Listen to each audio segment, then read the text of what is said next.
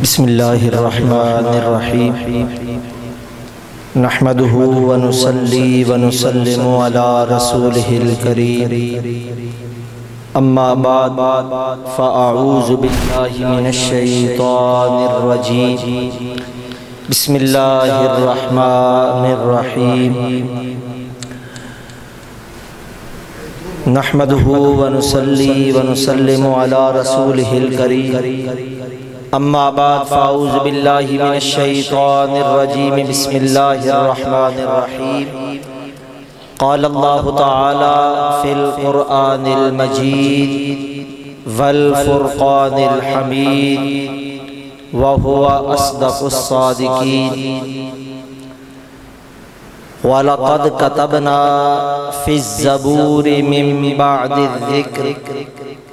أَنَّ الْأَرْضَ يَرِثُهَا عِبَادِيَ الصَّالِحُونَ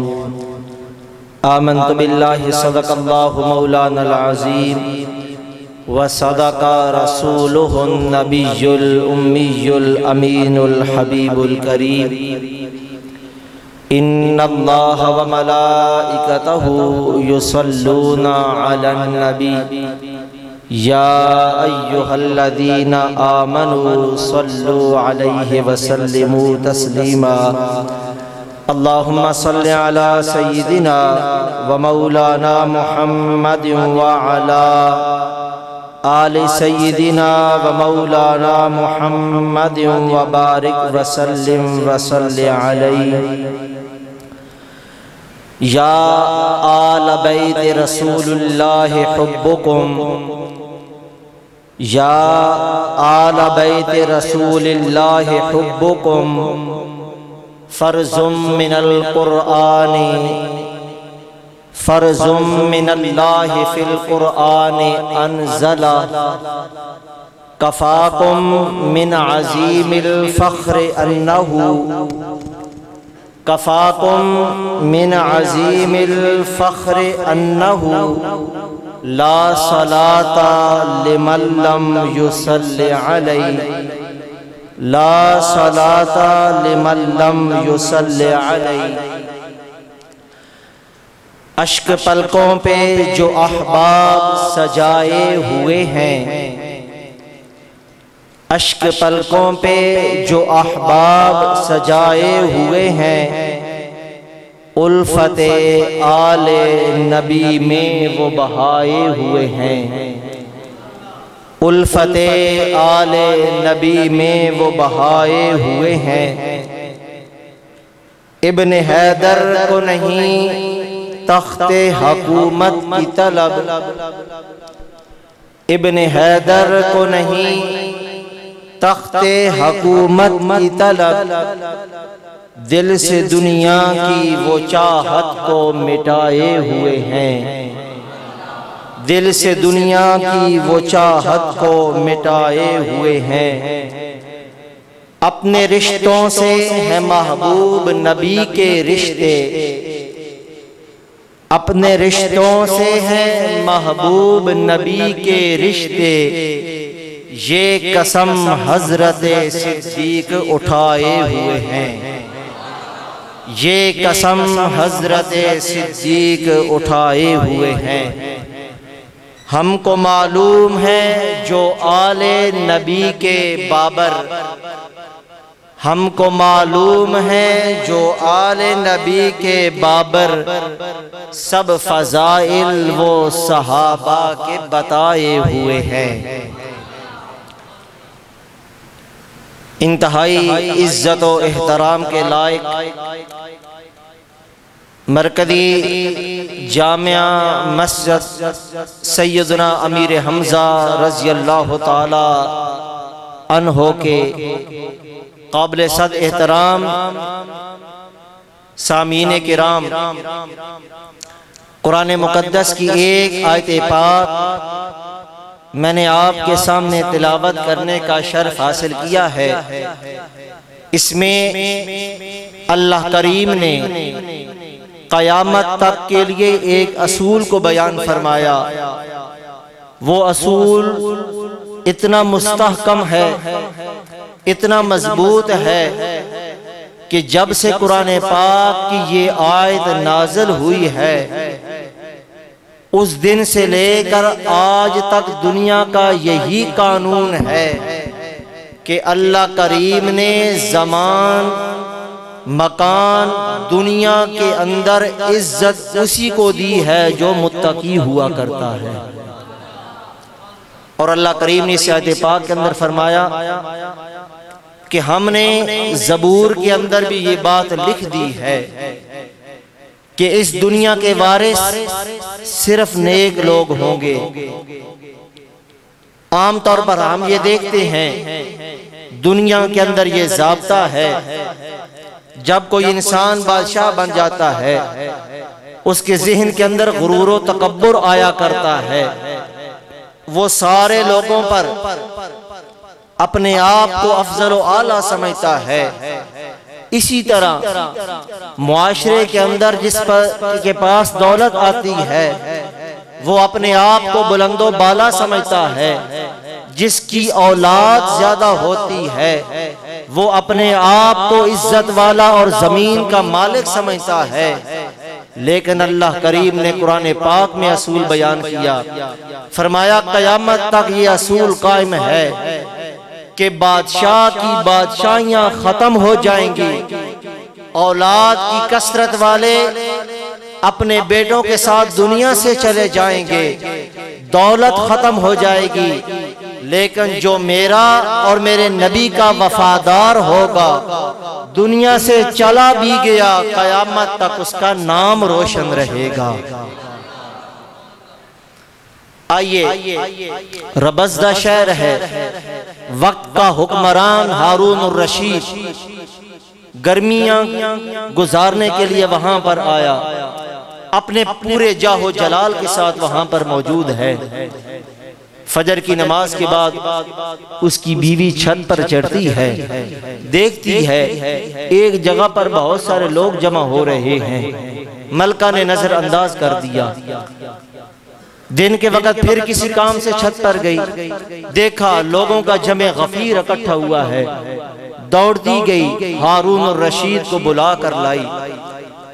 اے میرے سرتاج لوگوں کی تعداد بڑھتی چلی جا رہی ہے، کہیں ایسا تو نہیں کہ ہماری حکومت کے خلاف کوئی احتجاج ہونے والا ہے؟ بادشاہ بھی آیا، بندوں کی بڑھتی ہوئی تعداد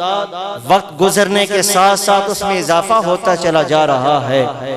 بادشاہ نے اپنا قاصد بھیجا، پتہ کروایا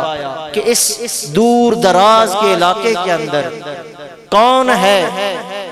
اور کیوں یہ سارے لوگ یہاں پر جمع ہو رہے ہیں۔ قاصد تھوڑی دیر بعد واپس آیا، بادشاہ کو بڑی بے چینی ہے اور بادشاہ انتہائی حیرانی کے عالم میں اس سے پوچھتا ہے کہ یہاں پر لوگ جمع کیوں ہوئے ہیں؟ قاصد نے جو جواب دیا اس نے کہا بادشاہ گھبرانے کی ضرورت نہیں، یہ لوگ صبح سے اس لیے یہاں پر جمع ہیں، یہاں سے اللہ کا ایک ولی گزرنے والا ہے۔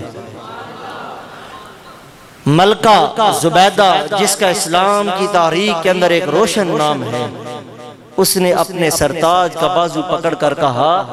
ہارون الرشید تو اپنے آپ کو آدھی دنیا کا بادشاہ سمجھتا ہے اور سمجھتا ہے کہ لوگوں کے دلوں اور سروں کا حکمران میں ہوں، لیکن میں تیری ملکہ اس بات کی گواہی دیتی ہوں تو نے جب بھی لوگوں کو اکٹھا کیا اپنی قوت اور طاقت کے غلبے پر اکٹھا کیا۔ اے بادشاہ یاد رکھ تو لوگوں کے دلوں کا حکمران نہیں، لوگوں کو دلوں کا حکمران تو وہ عبداللہ بن مبارک ہے جس نے گزرنا شام کو ہے، صبح سے لوگ اس کے راستے کے اندر کھڑے ہو چکے ہیں، اور اللہ کا یہ وعدہ قیامت تک ہے۔ میرے سیدی و مرشدی حضور ضیاء الامت جسس پیر محمد کرم شاہ الازہری رحمت اللہ تعالی علیہ نے تفسیر ضیاء القرآن کے اندر یہ بات لکھی۔ آپ فرماتے ہیں کہ جب نبی کریم صلی اللہ علیہ وآلہ وسلم کے بیٹے اس دنیا سے پردہ فرما گئے، سب سے پہلے ابو لہب وہ مکہ کی گلیوں کے اندر یہ اعلان کر رہا تھا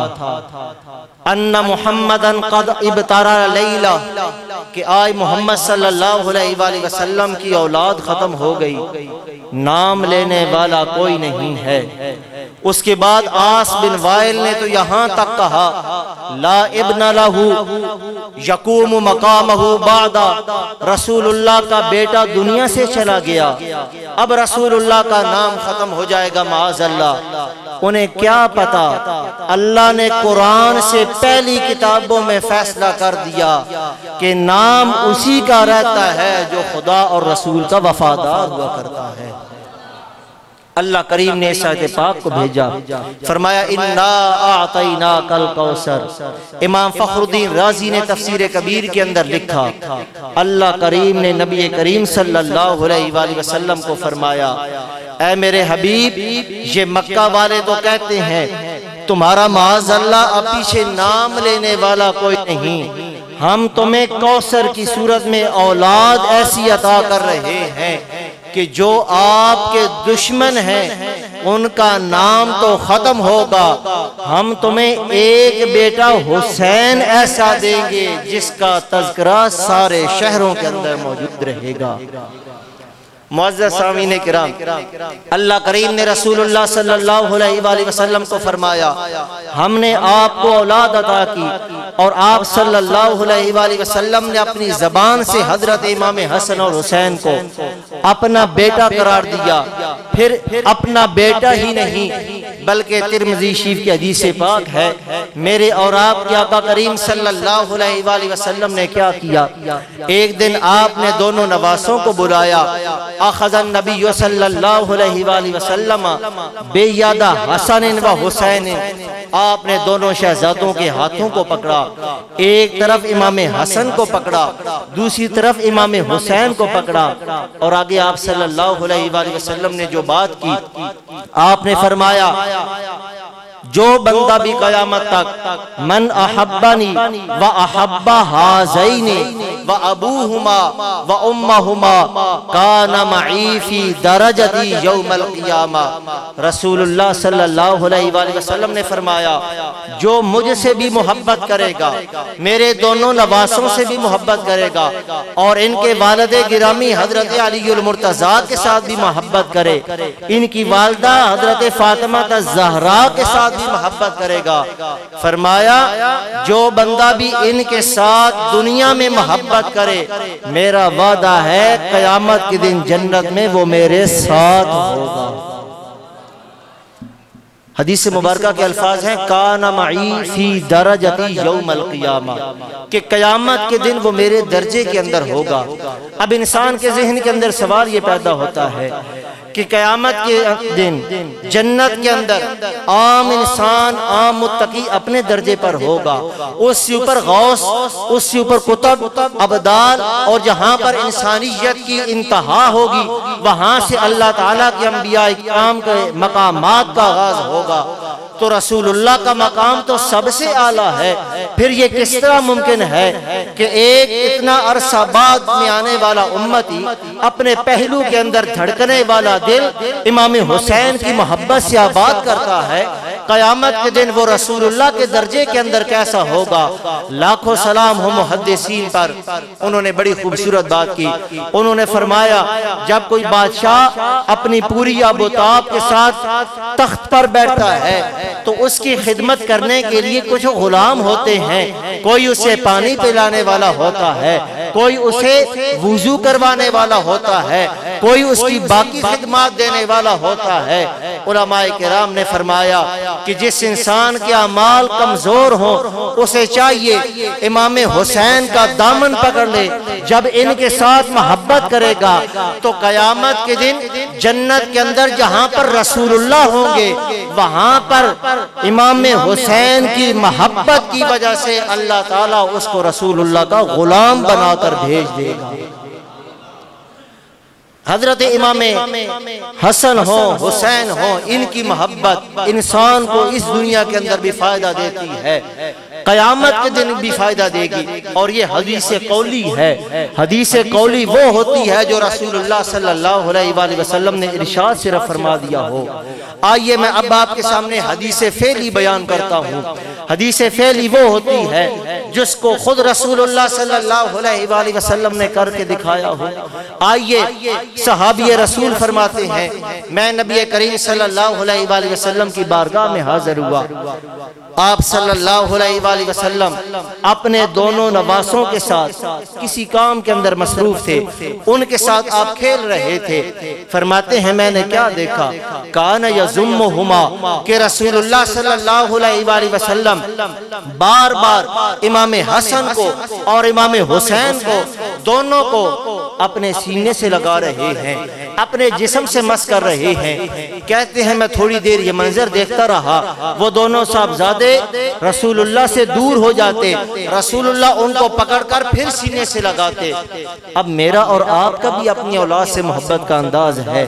لیکن اس آسمان نے وہ منظر بھی دیکھا، کائنات کے نبیوں کے سردار ہیں، لیکن محبت کا ایک انوکھا انداز ہے کہ ان دونوں کو پکڑ کر اپنے سینے سے مس کرتے ہیں۔ حالانکہ بہت ساری حدیث مبارکہ میں تو ہمیں یہ بھی ملا، ایک صحابی نے رسول اللہ صلی اللہ علیہ وآلہ وسلم کی بارگاہ میں عرض کی،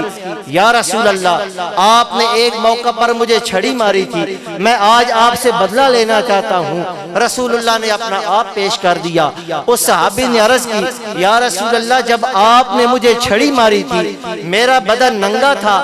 آج آپ کے بدن پر کپڑے ہیں، یا رسول اللہ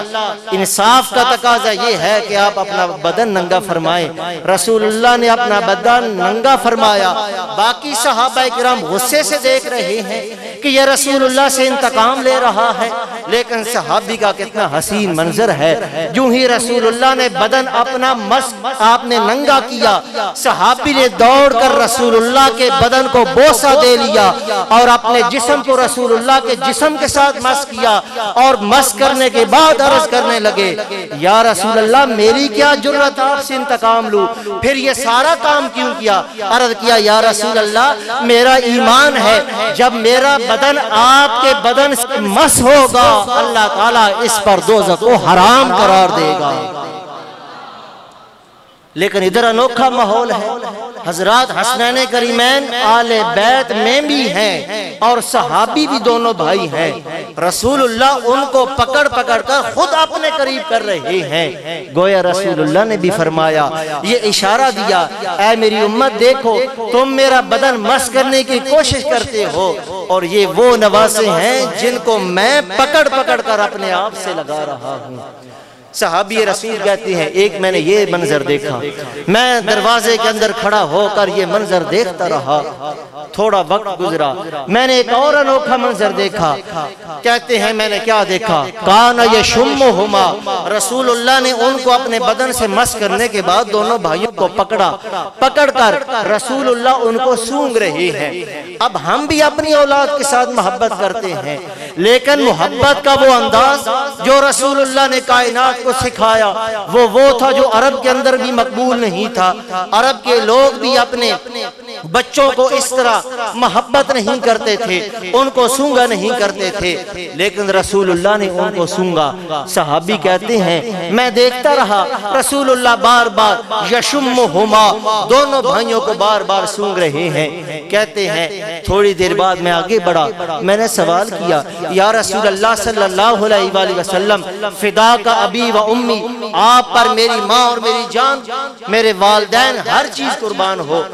آپ کا تو کوئی کام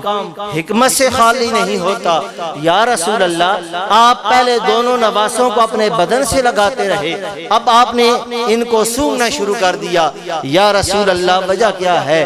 آئیے سنیے حضرات حسنین کریمین کا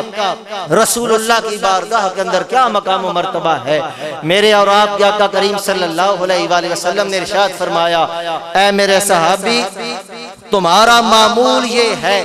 تمہیں جب دنیا کے اندر کوئی تکلیف ہوتی ہے، تمہاری طبیعت پریشانی کی طرف جاتی ہے، دل جب تمہارا تنگ ہوتا ہے، تم جاتے ہو گلاب کا پھول سونگھتے ہو، تمہارا دل جو ہے وہ خوش ہو جاتا ہے۔ فرمایا اے میری بارگاہ میں سوال لے کر آنے والے کہ میں اپنے دونوں نواسوں کو کیوں سونگ رہا ہوں، وجہ یہ ہے ہما ریحانت آیا من الدنیا، فرمایا تمہارے پھول گلاب کے پھول ہوتے ہیں، جنہیں تم سونگتے ہو تمہیں سکون ملتا ہے۔ یہ دونوں بیٹے یہ دنیا میں میرے پھول ہیں، مجھ محمد کی طبیعت جب خراب ہوتی ہے میں انہیں سونگتا ہوں، مجھ مصطفیٰ کو سکون مل جایا کرتا ہے۔ یہ حضرات حسنین کریمین کی رسول اللہ صلی اللہ علیہ وآلہ وسلم کے ساتھ محبت ہے، اور الحمدللہ پھر یہی محبت آگے صحابہ کرام کو ملی، آگے تابعین کو ملی، اور یہی محبت الحمدللہ چلتی چلتی آج اہل سنت والجماعت کو نصیب ہوئی ہے، اور یہی محبت ہمارے لیے دنیا و آخرت کے اندر کامیابی کی ضمانت بھی ہے۔ آئیے حضرت صدیق اکبر رضی اللہ تعالی عنہ کی ایک صرف بات عرض کرنا چاہوں گا۔ قاضی ایاز مالکی رحمت اللہ تعالی علیہ نے شفا شریف کے اندر یہ بات نقل کی، اور آپ احباب جانتے بھی ہیں ذخیرہ حدیث کے اندر حضرت صدیق اکبر رضی اللہ تعالی عنہ سے بہت تھوڑی ساری حدیث مروی ہیں۔ حضرت صدیق اکبر رضی اللہ تعالی عنہ نے بڑی خوبصورت بات کی۔ آپ کا یہ فرمان بخاری شریف کے اندر ہے، آپ نے فرمایا ارکبوا محمدًا فی اہل بیتی، کہ رسول اللہ صلی اللہ علیہ وآلہ وسلم کے اہل بیت کا رسول اللہ کی وجہ سے حیا کیا کرو، ان کے ساتھ محبت کیا کرو۔ اور قاضی ایاز مالکی نے جو آپ کا قول نقل کیا کہ حضرت صدیق اکبر سے کسی بندے نے پوچھا کہ آپ کو اپنے عزیز و اقارب بڑے پیارے ہیں، آپ گاہے بگاہے ان کی خدمت کرتے ہیں، ان کے پاس جایا کرتے ہیں، آئیے حضرت صدیق اکبر کا جواب سنیے۔ آپ نے فرمایا والذی، مجھے اللہ تعالیٰ کی عزت و جلال کی قسم ہے جس کے قبضہ قدرت میں صدیق اکبر کی جان ہے، نفسی بیدہ لقرابت رسول اللہ احب الی ان اسر من قرابتی۔ حضرت صدیق اکبر رضی اللہ تعالی عنہ نے فرمایا اے مجھ سے میرے رشتہ داروں کے بارے میں سوال کرنے والے، میں افضل البشر بعد الانبیاء کے مقام پر فائز، قیامت تک آنے والے مصطفیٰ کے غلاموں کو یہی پیغام دے کر جا رہا ہوں۔ صدیق اللہ تعالیٰ کے سارے انسانوں میں نبیوں کے بعد افضل ہے، لیکن صدیق کا مقام یہ ہے، اہل بیت کے ساتھ محبت یہ ہے کہ صدیق اکبر اللہ کی قسم اٹھا کر کہہ رہا ہے کہ مجھے اپنے عزیز و اقارب سے رسول اللہ کے عزیز و اقارب زیادہ محبوب ہیں۔ اور یہی بات ایک شاعر نے بڑی خوبصورت انداز میں کی، کہتے ہیں اپنے رشتوں سے ہیں محبوب نبی کے رشتے، اپنے رشتوں سے ہیں محبوب نبی کے رشتے، یہ قسم حضرت صدیق اٹھائے ہوئے ہیں کہ رسول اللہ کا جو تعلق ہے اس تعلق کی وجہ سے ہم ہر چیز سے زیادہ رسول اللہ کی اہل بیت کے ساتھ محبت کرتے ہیں۔ اور برادران گرامی قدر، صحابہ کرام کا یہی انداز تھا کہ وہ اپنے سارے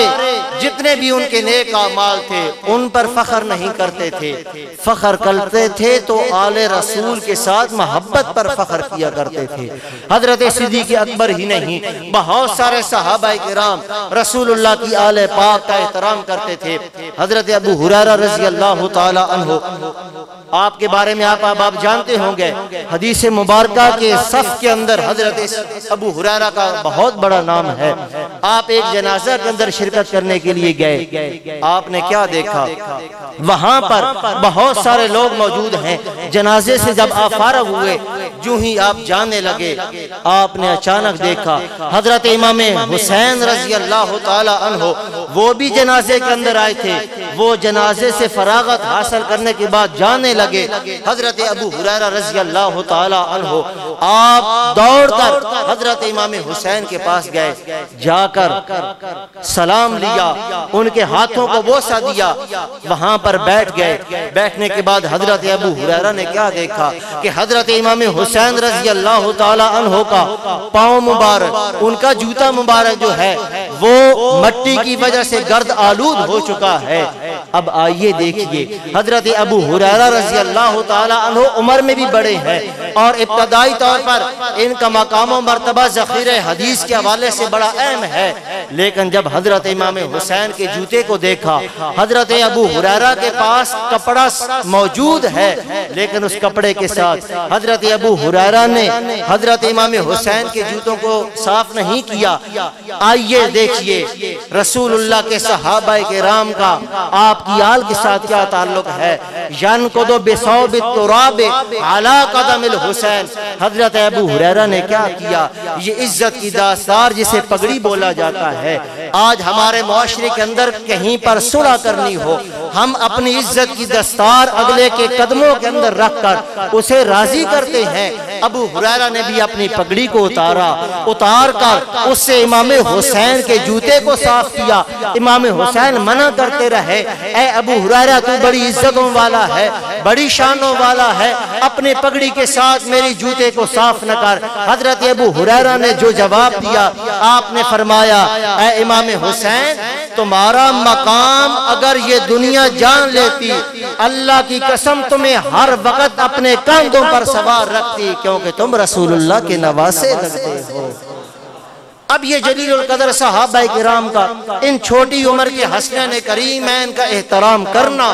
اس بات کی عکاسی تھی کہ وہ رسول اللہ کی نسبت کا حیا کرتے تھے، رسول اللہ کی نسبت کی پاسداری کیا کرتے تھے۔ تو ہمیں بھی حضرت امام حسین ہو، حضرت امام حسن ہو، ہمیں بھی ان احباب کے ساتھ محبت کرنی چاہیے۔ اور ہمارے تو اکابر سلسلہ چشتیہ کے بزرگوں نے ہمیں یہ بات سکھائی ہے کہ ہمیں جو کچھ رسول اللہ کا فیضان ملا ہے اس میں ہماری اپنی محنت نہیں، یہ سارا زہرہ کی اولاد کا صدقہ ہے۔ میں نے خطبہ میں شعر حضرت امام شافعی رحمت اللہ تعالیٰ علیہ کے پڑھے کہ یا آل بیت رسول اللہ حبکم فرض من اللہ فی القرآن انزلا کفاکم من عظیم الفخر انہو لا صلاة لمن لم یصلی علیہ۔ امام شافعی فرماتے ہیں اے رسول اللہ کی اولاد، تمہاری عزت، تمہارے مرتبے کا کیا کہنا، تمہیں تو اللہ تعالیٰ نے یہ مقام عطا کیا ہے کہ جو تمہاری ذات پر درود نہیں پڑھتا اس کی نماز ہی قبول نہیں کی جاتی ہے۔ تو الحمدللہ ہمیں اپنے بزرگوں سے یہی چیز ملی ہے کہ حضرت امام حسن ہو، حضرت امام حسین ہو، ہمیں ان کے ساتھ محبت بھی کرنی چاہیے۔ حضور شیخ الاسلام والمسلمین خواجہ محمد قمر الدین سیالوی رحمت اللہ تعالیٰ علیہ، آپ کی زندگی بھر کا یہ معمول رہا کہ آپ 10ویں محرم کو صبح سویرے بہت سارا میٹھا پانی بناتے، اہتمام کرتے، اہتمام کر کے آپ مین روڈ پر آ کر کھڑے ہو جاتے، آپ خود وہاں پر سبیل لگاتے، ہر آنے جانے والے بندے کو پانی پلاتے تھے۔ شام تک حضور شیخ الاسلام والمسلمین سارا دن حضرت امام حسین کی محبت کے اندر لوگوں کی خدمت کرتے تھے۔ ایک مرتبہ آپ نے یہ اسٹال لگایا، آپ کے والد گرامی حضرت خواجہ ضیاء الدین سیالوی رحمت اللہ تعالیٰ علیہ وہ اپنے گھر موجود تھے۔ دن کے وقت ان کی طرف سے پیغام آیا، حضرت خواجہ قمر الدین سیالوی کو اپنی بارگاہ کے اندر بلایا، بلا کر پوچھا بیٹے قمر الدین کیا کر رہے تھے؟ عرض کیا حضور میں وہاں سڑک کے اوپر کھڑے ہو کر جو بندہ صبح سے آ رہا ہے اس کو میں گڑ کا میٹھا پانی پیش کر رہا ہوں، حضرت امام حسین کی نیاز پیش کر رہا ہوں۔ حضرت خواجہ ضیاء الدین سیالوی رحمت اللہ تعالیٰ علیہ نے فرمایا اے میرے بیٹے قمر الدین، میں ابھی قیلولہ کر کے اٹھا ہوں، میں نے خواب کے اندر دیکھا حضرت امام حسین رضی اللہ تعالیٰ عنہ تشریف لائے اور آپ نے مجھے فرمایا قمر الدین کو بتا دو جو میرے نام کی اس نے سبیل لگائی ہے اس کا پانی بھی بڑا میٹھا ہے اور اس کی حاضری کو ہم نے قبول بھی فرما لیا ہے۔ ہر بندہ اگر یہی چاہے کام روزانہ ہو سکتا ہے، زندگی کا وظیفہ بنائے، رات سوتے وقت تھوڑی سی قرآن پاک کی تلاوت کریں، اس کا ثواب رسول اللہ کی بارگاہ میں پہنچائے، وہاں پر اہل بیت کو پہنچائیں، اپنے عزیز و اقارب کو پہنچائے۔ روزانہ کا یہ معمول سونے سے پہلے اپنا بنا لے، آپ زندگی میں ان کو یاد رکھیں گے، قیامت کے دن انشاءاللہ وہ آپ کو یاد کر لیں گے۔ تو آئیے برادران گرامی قدر، آخری بات عرض کرنا چاہوں گا، حضرت معین الدین چشتی اجمیری رحمت اللہ تعالی علیہ کا یہ کلام،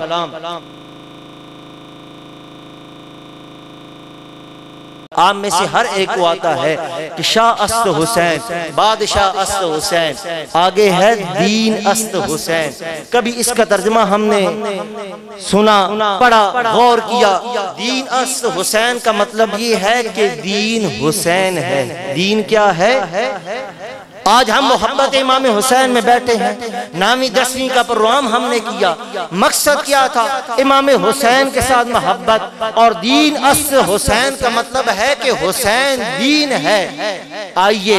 میں اپنے گھر کے اندر، میں اپنی ذات کے اندر جائزہ لوں، آپ اپنے گھر اور اپنی شخصیت کے اندر جائزہ لیں کہ ہم تو امام حسین کے ساتھ محبت کرنے والے ہیں، کیا امام حسین ہمارے گھر میں ہیں، ہمارے ذات میں ہیں؟